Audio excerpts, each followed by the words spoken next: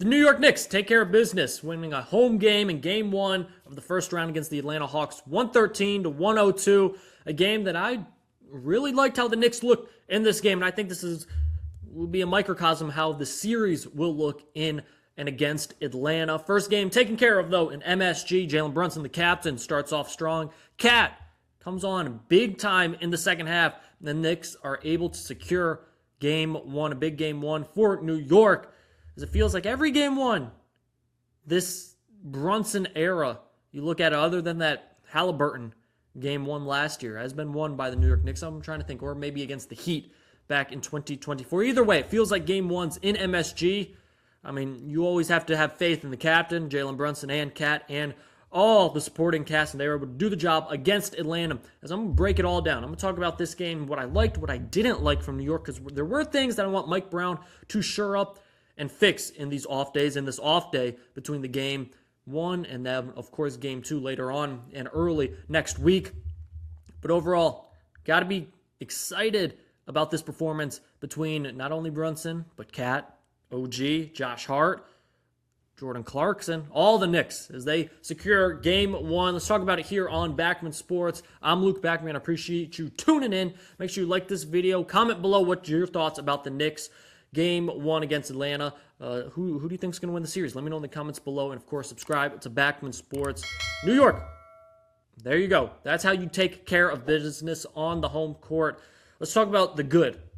Obviously, the captain, Jalen Brunson. I've mentioned his name plenty already in what minute of this video. Let's look at Jalen Brunson's numbers on the night. And it's the numbers for Jalen Brunson that stick out. The first quarter, he was the highest leading first quarter scorer in the NBA. I believe Luka Doncic was number 1. Jalen Brunson right behind him, 19 to start the game off. Start this whole playoff run off, 19 in the first quarter.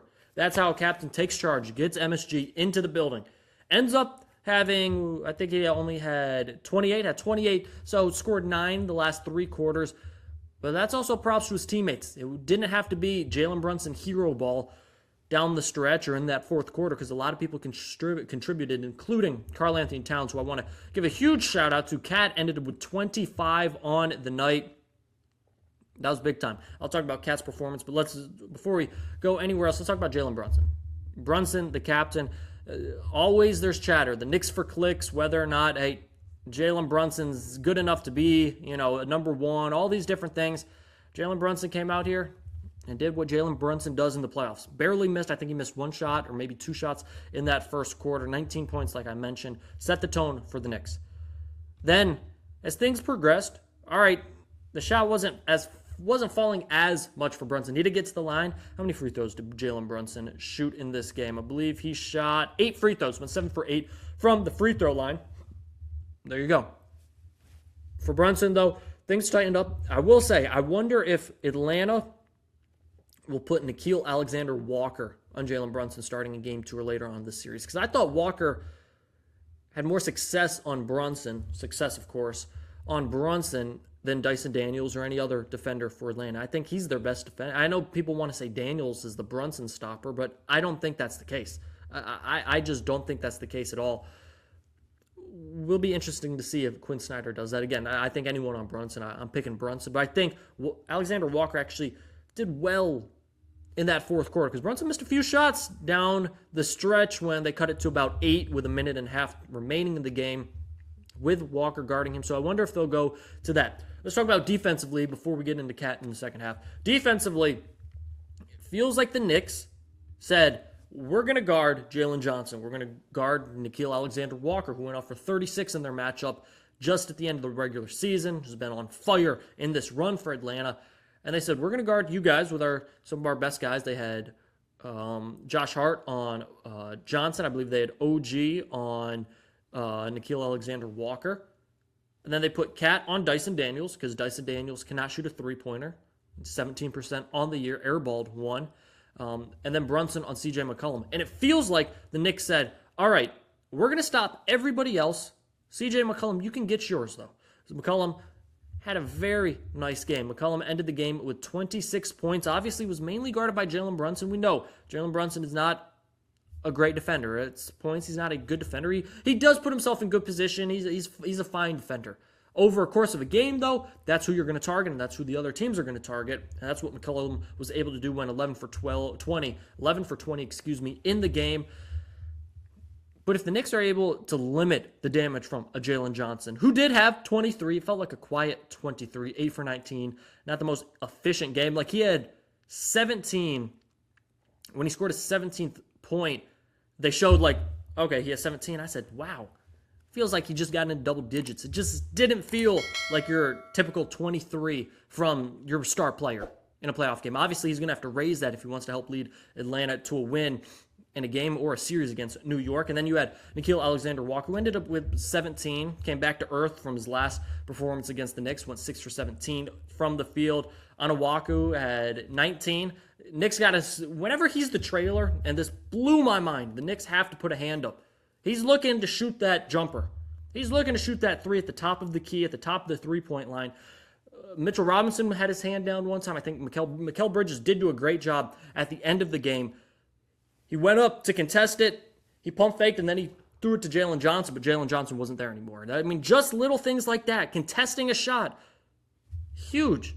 Caused a turnover for the Knicks. Let's look at this team. I mean, defensively, pick and roll was a problem for the Knicks. I think I counted about 4 or 5 times that the Knicks just couldn't communicate on a simple pick and roll action, and Atlanta would get easy buckets in the paint or just flat out layups. Happened twice to start the game early, then another time with Josh Hart and Mikal Bridges not knowing whether or not Josh is going to push up on him.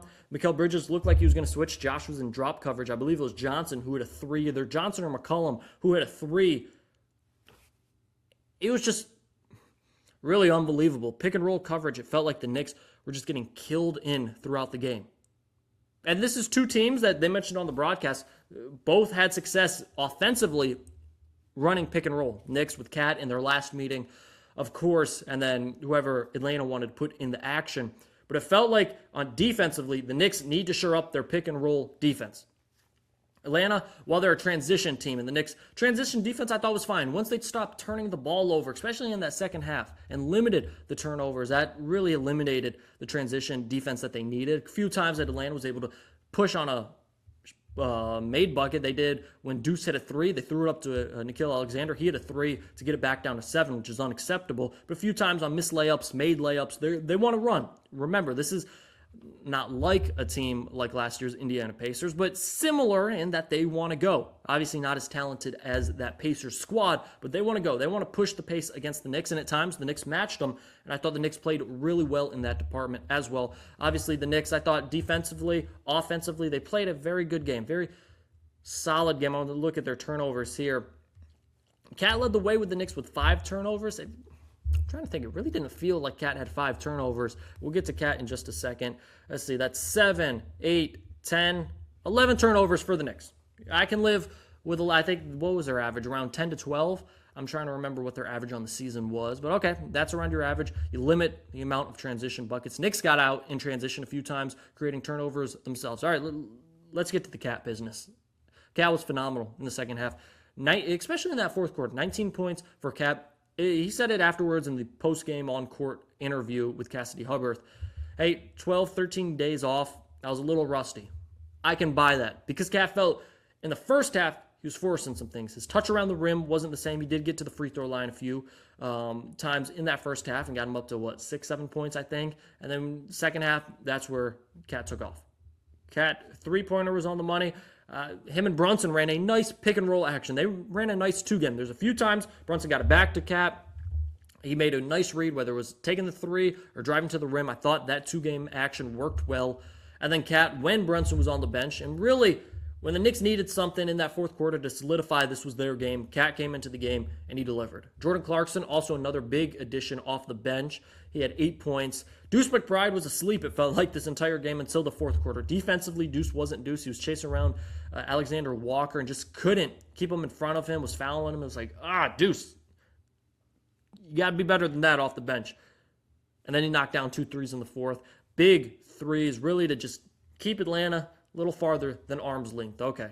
A few, 3-4 possession game after Deuce hit a couple of those threes. So I thought the team played its part. And Karl Anthony Towns, what did he end with? 25 on 6 for 13. What did he shoot? Like only 3 shots in the first half. Got to get him more involved in the first half. I'll say this about Mike Brown. I thought he did coach a very well thought out game, but I thought his substitutions were wonky in this game. Him trying to match up Brunson and Cat.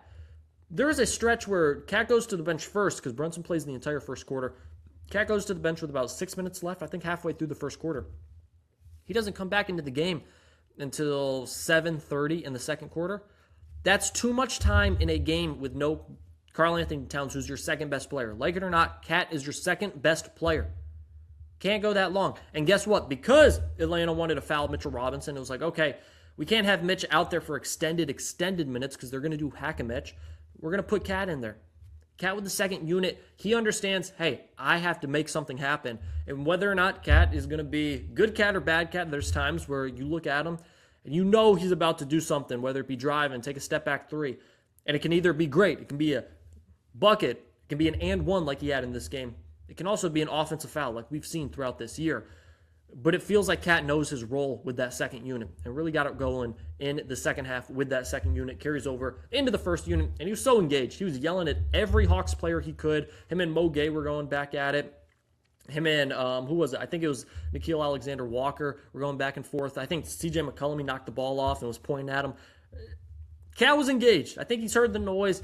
I thought he played a very nice game. Went 3 for 4 from 3, too. Wow. Josh Hart, 11 points, 14 rebounds. That's a Josh Hart playoff statistic box score right there. 11 points, 14 boards, 0 for 1 from 3. He did try and do a classic Josh Hart dagger at the end that he missed in Atlanta. 11-0 run. I'll tell you, it gave me some PTSD of that Indiana series last year, at least in game 1. But Knicks secure it. OG Anunoby, 18. Felt like a quiet 18. Did get to the free throw line 4 times. Went 6 for 9 from the field, 2 for 3 from three-pointer. Tweaked his ankle. Went back to the bench. Said, you know what, I'm good. Came right back into the game. We'll see how he's feeling. I'm sure he'll be good to go for game 2. But hopefully that ankle's nothing more than, a little sprain. Put some ice on it, and we're good to go. Mikal Bridges, 11 points. Got started off early. I think he had 5 in the first quarter. A couple shots I would have loved for him to hit in that fourth quarter. I think there was an open 3 that really would have sealed it. No comeback attempt at all for, I almost said Indiana, Atlanta. But, hey, it is what it is. Looking across the board, Jordan Clarkson, like I mentioned, 8 points, 4 for 6. Landry Shamet, only 3 points, only hit 1 3 in this game. Had a couple good looks. I'd like Landry Shamet, you got to hit a couple shots. You got to hit. And Mitchell Robinson, 3 points, 4 boards. Went to the foul line 4 times. Went 1 for 4. It is what it is. I mean, it is what it is with Mitchell Robinson. You got to expect it, though. You see what Quinn Snyder's trying to do. You got to expect that they're going to play the hack-a-Mitch game. Overall, I thought this was a nice win for the Knicks. Again, let me just quickly sum it up. Brunson, good to start. Cat, good to finish. Substitutions, I didn't love. Defense, I loved except for pick-and-roll action. And simply, they cannot guard you. Atlanta cannot guard the Knicks in a half-court action. They just can't. The rotations don't always make sense or too slow. Mismatches are in favor of the Knicks. The Knicks defensively, I think, can stop Atlanta's team with their best defensive unit out there, with an OG, with a Mikal Bridges, with Deuce McBride. If he gets back defensively where he's been in the past as well. Josh Hart, of course, who guarded Johnson the entire game, Jalen Johnson. So, of course, that's the case. But a good win. Good one. Always good to take game 1, protect home court advantage. This is how I anticipate this series. I anticipate competitive games. It was a competitive game throughout. I think the Knicks in 5. Competitive games where the Knicks are able to pull away, show their experience, and make plays when they need to make plays. That's how I think this series is going to go, and that's how game 1 went. Let me know in the comments below what your thoughts are on game 1. What was the biggest thing you liked? What was the biggest thing you didn't like from the Knicks in this one? Let me know in the comments below. I appreciate you tuning in. Got game 2 coming up soon next week, starting next week. Looking forward to it. Knicks in front in the series 1-0 as they secure a 113-102 win. This has been Backman Sports. I'm Luke Backman. Appreciate you tuning in. That's all I got. Make sure you hit that subscribe button. Peace. I'm out.